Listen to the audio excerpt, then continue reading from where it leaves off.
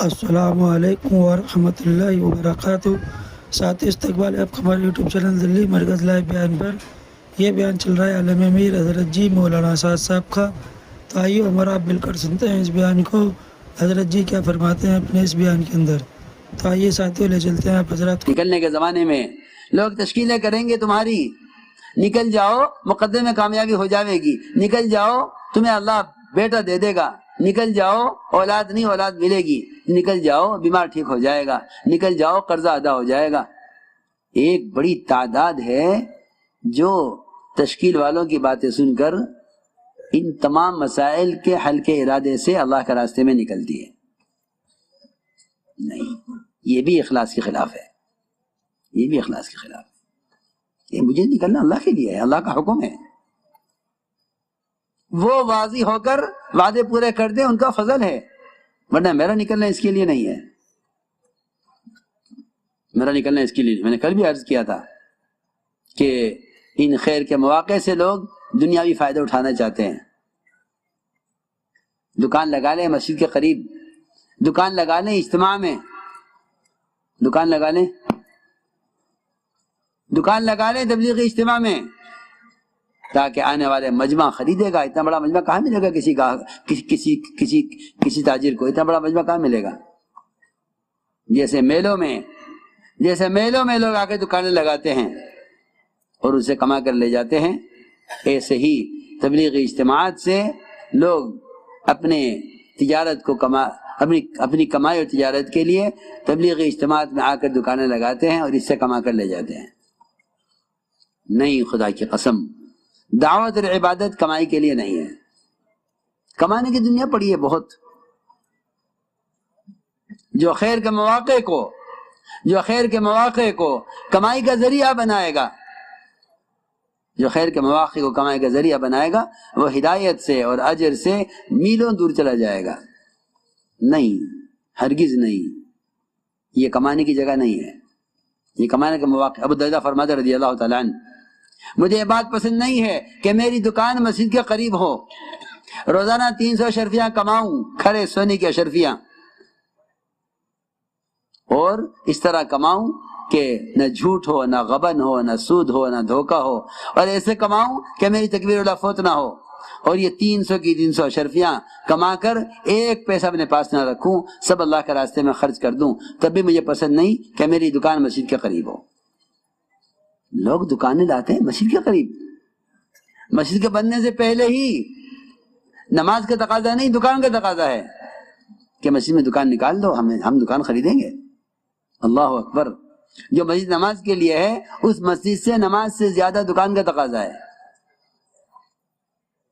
ہاں، یہ ابو درداء فرماتے ہیں، ما احب ان یکون لی حانوتا علی باب المسجد، مجھے یہ بات پسند نہیں ہے کہ میری دکان مسجد کے قریب ہو۔ غفلت اور تجارت اور آرام و راحت کی جگہوں کو مسجد سے دور رکھا گیا ہے۔ صحابہ نے چاہا بھی کہ نماز کے لیے ہم مسجد کے قریب گھر بنا لیں، فرمایا نہیں، مسجد سے گھر کو دور رکھو، دور رکھو مسجد کو گھر سے۔ کیا اس میں کیا حکمت ہے؟ صرف چل کر آنے کے اجر کے لیے نہیں ہے، یہ بات ذہن میں رہے۔ چل کر آنے کے لیے تو کا اجر اس لیے رکھا ہے تاکہ یہ گھر کو قریب نہ لائیں، مسجد کے گھر کو مسجد کے قریب لانے کی اور حکمتیں ہیں، تاکہ غفلت کا تجارت کا ماحول مسجد سے دور رہے۔ تم وہاں سے نکل کر اس ماحول میں آؤ تاکہ تمہیں معلوم ہو یہاں کے وہاں کے ماحول میں کیا فرق ہے۔ ایسے ہی اجتماعات کے موقع پر دکانیں لگانا اور آنے والے مجمع سے دنیا کمانا۔ عمر رضی اللہ عنہ نے صاف فرما دیا کہ جو آدمی اللہ کے راستے میں نکلے، اللہ کے کلمے کو بلند کرنے کے لیے دعوت کی نسبت پر نکلے، اور نکلنے کے زمانے میں چھوٹی سی تجارت کر لے اور پھر آگے بڑھے دعوت دیتا ہوا یہاں تک کہ کفار کے ہاتھوں قتل کر دیا جائے، فرمایا کہ اس کو شہید مت کہنا، یہ مقتول شہید نہیں ہے۔ صحابہ نے عرض کیا، مومنین آپ کیا کہہ رہے ہیں؟ ایک آدمی کفار کے ہاتھوں قتل کیا جائے، آپ کہہ رہے شہید نہیں ہے؟ فرمایا کہ کیسے شہید ہو سکتا ہے جب اس نے اس اجتماع میں اور اس نے نکلنے کے زمانے میں تجارت کر لی، تو وہ شہید کیسے ہو سکتا ہے؟ فرمایا مقتول ہے، شہید نہیں ہے۔ شہید تو صرف وہ ہے جو اس راستے میں نکلنے میں اس کام کے علاوہ کسی دنیا کا ارادہ نہ کرے۔ اس کو میں نے کہا کہ یہ اخلاص ہے، یہ اخلاص کی بات ہے. اللہ سے رو رو کر اخلاص کو مانگتے رہنا، اللہ سے رو کے اخلاص کو مانگتے رہنا، کیونکہ شیطان اتنا عمل پر حملہ نہیں کرے گا جتنا نیت پر کرے گا، کیونکہ اسے معلوم ہے کہ جو عمل ریا کے ساتھ کر لیا گیا وہ عمل جہنم میں لے جائے گا. اس کی ساری کوشش عمل سے روکنے پر نہیں ہے، اس کی کوشش نیت کو بگاڑنے پر ہے. اس طرح ہمیں اپنی نیتوں کو درست رکھنا ہے.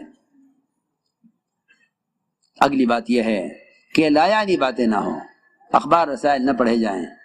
اخبار پڑھنے کا مطلب یہ ہے کہ حکومت سے ہوتا ہے، قرآن پڑھنے کا مطلب ہے کہ اللہ سے ہوتا ہے. ہم اللہ کے راستے میں اللہ سے ہونے کو سیکھنے کے لیے نکلے ہیں. اگر جماعت میں نکل کر بھی یہ کہا حکومت سے ہوتا ہے تو خدا کی قسم پہلے سے زیادہ ان حکام کا یقین لے کر لوٹو گے، اللہ کا یقین اور کمزور لے کر اور کمزور کر کے لوٹو گے. اس لیے اللہ کے راستے میں نکل کر ہمیں خود اس کو سمجھنا اور سیکھنا اور سکھلانا ہے کہ کرنے والی ذات اللہ کی ہے. اس کو سیکھنے کے لیے مخلوق سے نہ ہونے، اللہ کی ذات سے ہونے کے یقین پر مشق کرنی پڑے گی. پھر اخبار کے پڑھنے کا مطلب یہ ہوا کہ حکام سے ہوتا ہے کہ نہیں، حکام سے ہوتا اللہ کرتے ہیں، اللہ کرنے والے ہیں. یہ سب سے بڑی لایعنی ہے. اس سے بڑی لایعنی اخبار تو کہیں ملے گا نہ ملے گا. اس سے بڑی لایعنی یہ موبائل ہیں جنہیں لوگ جماعتوں میں لے کر پھرتے ہیں. اس کا جسم جماعت میں ہے، اس کا دماغ، اس کا دل، اس کی فکریں اپنے مقام پر ہیں. یہ کہنا کہ ہاں ٹھیک ہے وقت لگا لیں گے مگر تجارتی کام بھی ہو جائیں، میں عرض کر چکا ہوں کہ اللہ کا راستے میں نکل کر تجارت یہی نہیں آپ کچھ خریدیں بیچیں. اب تو تم دیکھو گے بڑے بزنس مین ہیں، بڑے تاجر ہیں، جماعت میں نکلے ہیں، موبائل پر ساری تجارت چل رہی ہے. کیونکہ اس زمانے میں تجارت کے وہ طریقے آ گئے ہیں کہ نہ آپ کو کسی دکان کی ضرورت ہے، نہ کسی کارخانے کی ضرورت ہے، نہ کسی گودام کی ضرورت ہے، نہ کسی مال کے لا کر بھر کر رکھنے کی ضرورت ہے. سنا یہ ہے کہ لوگ موبائل پر تجارت کر لیتے ہیں، چیز خرید بھی لیتے ہیں، بیچ بھی دیتے ہیں. ہاں کیوں؟ جماعت میں نکل کر یہ تجارت ہدایت کیسے ملے گی؟ اس کے علاوہ جتنا اوقات کو ضائع کرنے والا اور جتنا ایمان کی حلاوت کو ختم کرنے والا اور جتنا فرشتوں کی آمد کو روکنے والا یہ موبائل ہے، خدا کی قسم اس سے بڑا فحش دنیا میں اب تک کوئی پیدا نہیں ہوا تھا. اس سے بڑا شیطان دنیا میں کوئی پیدا نہیں ہوا. یہ 100 شیطانوں کا ایک شیطان ہے جسے جماعت میں ساتھی لے کر پھرتے ہیں اور سمجھتے ہیں کہ ہم بیانات ٹیپ کر کے پہنچا رہے ہیں، دین کی خدمت کر رہے ہیں. دین کی خدمت نہیں کر رہے، دین کے ساتھ کھیل کر رہے ہیں. یہ دین کے ساتھ کھیل کر رہے ہیں، یہ خیانت ہے. یہ دین کے ساتھ کھیل کرنا ہے کہ آوازیں ٹیپ کر کے پہنچانا اور سمجھتے ہیں کہ دین کی خدمت کر رہے ہیں. مجھے تعجب ان لوگوں پر جو بیانات ٹیپ کر کے پھیلاتے ہیں اور سمجھتے ہیں کہ ہم دین کی خدمت کر رہے ہیں. نہیں، یہ خدمت نہیں ہے، یہ خدمت نہیں ہے، بلکہ دین کی باتوں کو لے کر خود پھرو، یہ دین کی خدمت ہے. نشر و اشاعت کرنا اور آوازیں منتقل کرنا یہ تو رواجی چیزیں ہیں. ان سے ہدایت کے ملنے کا، تربیت کا اور علم کے پھیلنے کا تو کوئی سوال ہی نہیں ہے. یہ تو دھوکہ لگا ہے زمانے کے لوگوں کو کہ یہ بھی ایک طریقہ ہے. یہ کوئی طریقہ نہیں ہے. میں کل بھی عرض کیا تھا میں نے، نماز جیسا محدود وقت کا عمل، اسلام کا رکن، فریضہ نماز، اس کے لیے جمع کرنے کے واسطے اگر ڈھول اور سارنگی اور آگ جلا کر لوگوں کو جمع کرنے کا ارادہ کیا تو آپ نے اس کو پسند نہیں فرمایا. بھائی یہودیوں کا طریقہ ہے، نصارہ کا طریقہ ہے، مجوس کا طریقہ ہے. ہمارا طریقہ یہ نہیں ہے کہ ہم اس پر آواز دے کر لوگوں کو نماز کے لیے جمع کریں. تم جا کر لوگوں کو نماز کے لیے بلا کر لاؤ. لو جی. اور اس زمانے کے لوگ ان حالات کو جو محض فحش سے اور گند سے بھرے ہوئے ہیں، انہیں دین کی اشاعت کا ذریعہ سمجھتے ہیں اور اسے کرنے کو دین کی خدمت سمجھتے ہیں. کہ ہم خدمت کر رہے ہیں، کہ آپ کی بات وہاں پہنچا رہے ہیں. ہمیں ان لوگوں سے بالکل اتفاق نہیں ہے اور ان لوگوں کے اس کام سے بالکل خوشی نہیں ہے جو دین کی باتوں کو ٹیپ کر کر کے پھیلاتے ہیں.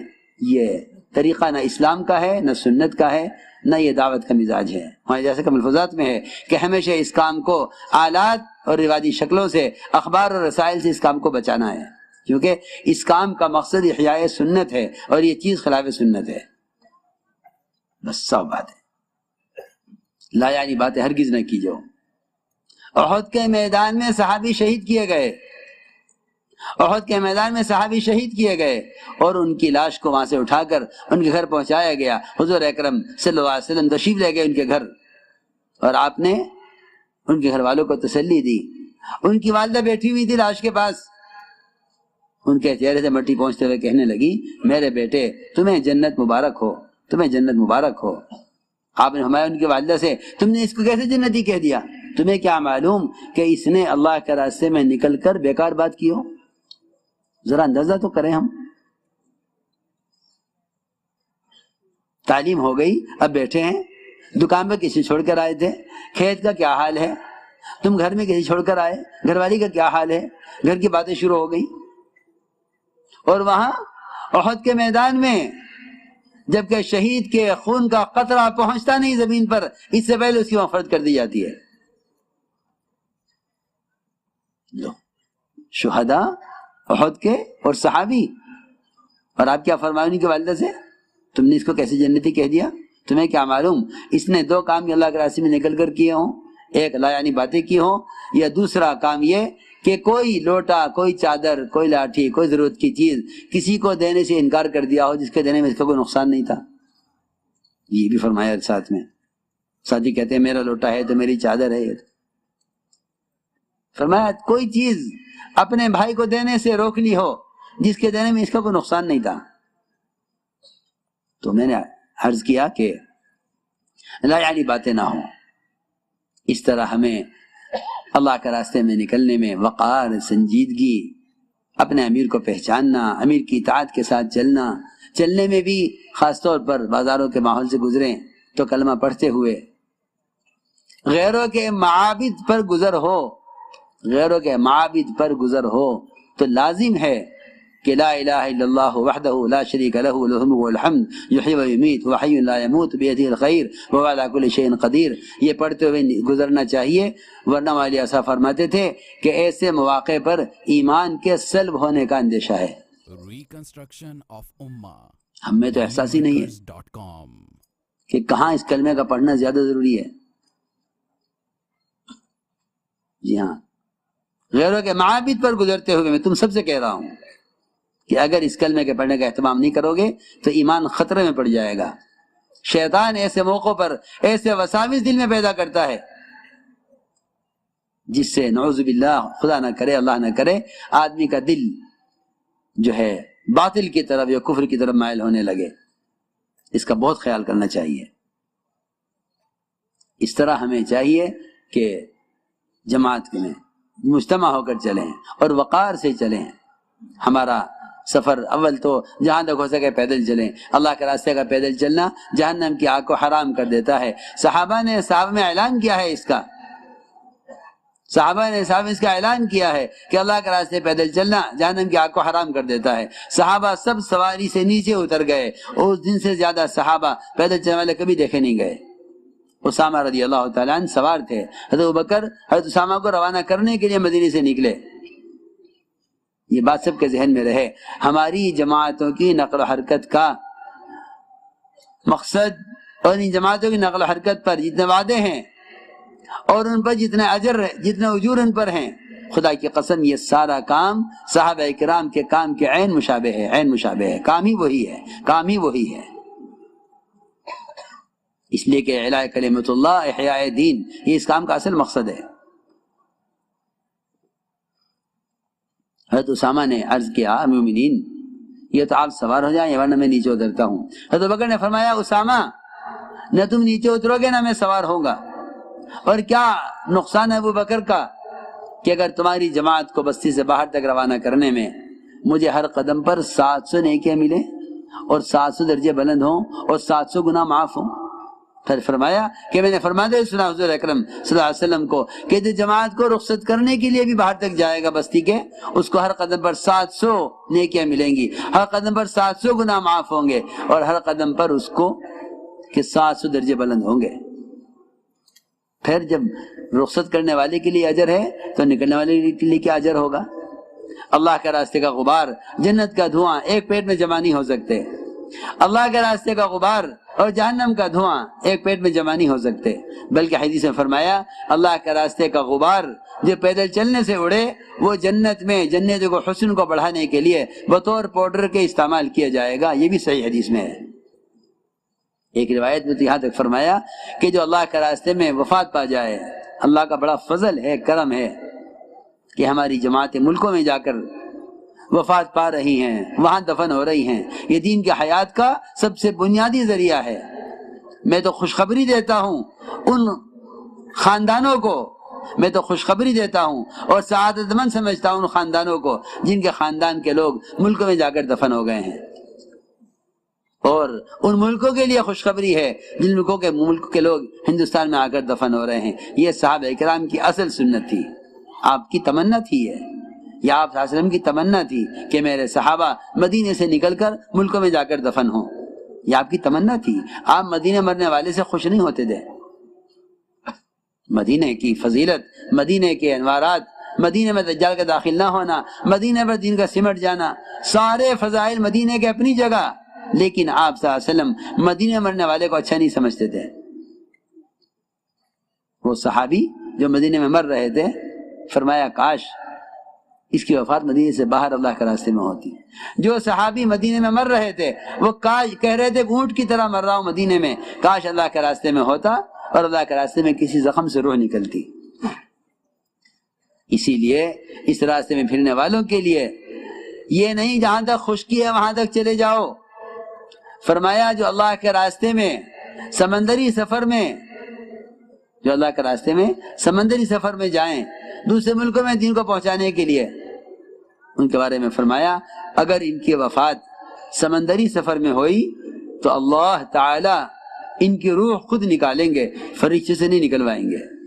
دیکھو تو صحیح، کتاب الجہاد کی حدیث ہے، ابن ماجہ شریف کی روایت ہے،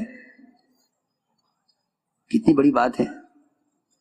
جو جماعتیں ملکوں میں جائیں گے سمندری راستوں سے، بڑے جزیرے ہیں، اللہ اکبر، 2 3 دن، 4 دن، ہفتہ بھر کشتیوں سے جزیروں میں جا کر جماعتیں دعوت دیتی ہیں۔ ہماری جماعت جا رہی تھی، ایک کشتی میں سوار ہوئی، تعلیم ہو رہی تھی کشتی میں تعلیم ہو رہی تھی، منتخب احادیث میں سے روایت پڑھ کر سنائی، اور انہوں نے تعلیم کراتے حدیث بھی سنا دی کہ جو اللہ کے راستے میں سمندری سفر میں مرے اللہ اس کی روح فرشتوں سے نہیں نکلوائیں گے، حالانکہ سب کی روح فرشتہ نکالے گا، فرشتوں کی روح بھی فرشتہ نکالے گا، فرشتوں کی روح بھی فرشتہ ہی نکالے گا، لیکن اللہ کے راستے میں سمندری سفر مرنے والے کی روح اللہ خود نکالیں گے، یہ اللہ کے یہاں اس کا اعزاز ہے۔ تو وہ ایک نوجوان بیٹھا تھا تعلیم میں، کہنے لگا کہ یہ تو صحابہ کا درجہ ہوگا، ہمارے لیے کہاں ہو سکتا ہے؟ ہاں، تعلیم میں بیٹھا ہوا نوجوان کشتی میں، امیر صاحب یہ تو صحابہ کا درجہ ہوگا۔ امیر صاحب نے کہا نہیں، یہ صحابہ کے لیے نہیں ہے فضیلت، یہ قیامت تک والی امت کے سب کے لیے ہے۔ تو کہنے لگے کیا ہم جیسے بھی اس قابل ہیں کہ اللہ ہماری روح نکالے؟ ساتھیوں نے آگر سنایا کہ ابھی یہ کشتی اگلی جزیرے پر پہنچی نہیں تھی، یہ ساتھی تعلیم سے اٹھا، نماز پڑھی، نماز پڑھ کر لیٹا، خیر اللہ کیا، اور جب خیر اللہ کے بعد اس کو اٹھایا تو اس کی روح نکل چکی تھی۔ سچی نیتوں والے یوں سبقت لے جاتے ہیں۔ اللہ ہر ایک کے دل کو ٹٹولتے ہیں، کیا ہے اس کے دل میں؟ اس کے دل میں اللہ کے راستے میں قبولیت کا ارادہ ہے، یا اس کے دل میں اپنے گھروں میں رہ کر ملک و مال کمانے اور خواہشات کے پورا کرنے کا جذبہ ہے؟ اللہ ہدایت کا کام ان سے لیتے ہیں جنہیں اس راستے میں قبول کرتے ہیں۔ جماعت اسی طرح وہاں پہنچی لاش کو لے کر اگلے جزیرے میں، یہ کیا لے کر آئے تم اپنے ساتھ؟ سارا قصہ سنایا۔ اس بات پر پورا جزیرہ اس بات پر کھڑا ہو گیا کہ ہم ابھی نقد آپ کے ساتھ اس کشتی میں سوار ہو کر 4 مہینے کے لیے نکلنا چاہتے ہیں۔ وہ تو داعی کی موت دین کی حیات کا اصل سبب ہے۔ پورا جزیرہ تیار ہو گیا کہ یہ نہیں ہو سکتا کہ ہمارے یہاں آنے والا مہمان اس راستے میں جان دے۔ تو میں عرض کر رہا تھا کہ پیدل چلنے کی جہاں تک ہو سکے کوشش کرو، یہ فضائل ہیں اللہ کے راستے کے، اور خوب بیان کرو فضیلتیں اللہ کے راستے میں نکلنے کی، تاکہ یہ نقل و حرکت کی سنت زندہ ہو۔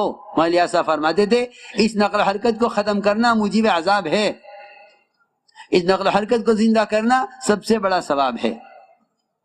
یہ کوئی مدرسہ نہیں ہے تبلیغ کہ آدمی نکل کر سیکھ کر فارغ ہو جاوے، نہیں، یہ تو ایک جہد مسلسل ہے، اللہ کا امر ہے نکلنا۔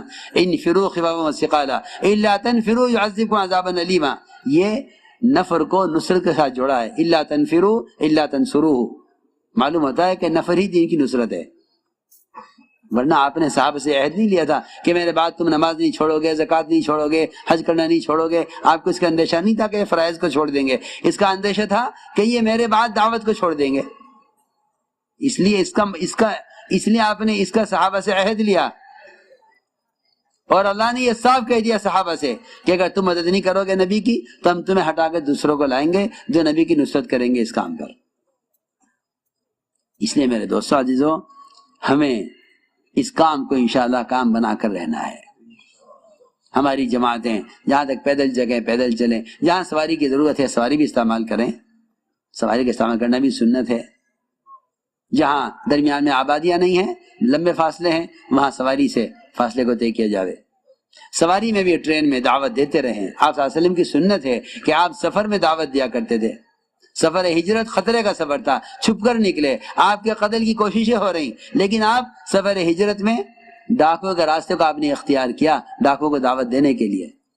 ہم تو ٹرینوں میں ہوں گے یا کہیں، ہم تو ایک پروگرام سے چلے نا، پروگرام، ہمارے پروگرام نے ہمیں دعوت سے محروم کیا ہے، ہم پروگرام بنا کر چل رہے ہیں، ہم امت کی ہدایت کا غم لے کر نہیں نکل رہے، ایک پروگرام کے تحت چل رہے ہیں۔ امیر صاحب یہ کھانے کا وقت، امیر صاحب یہ سونے کا وقت، امیر صاحب یہ، ارے تم ٹرین میں ہو، تمہیں یہ مجمع کہاں ملے گا؟ تم بکھر جاؤ ٹرین میں، دو یہاں بیٹھے، ایک وہاں بیٹھا، ایک وہاں بیٹھا، ایک یہاں بیٹھا، وہ اسے دعوت دے رہا، وہ اسے ملاقات کر رہا۔ ٹرینوں میں تمہیں ملیں گے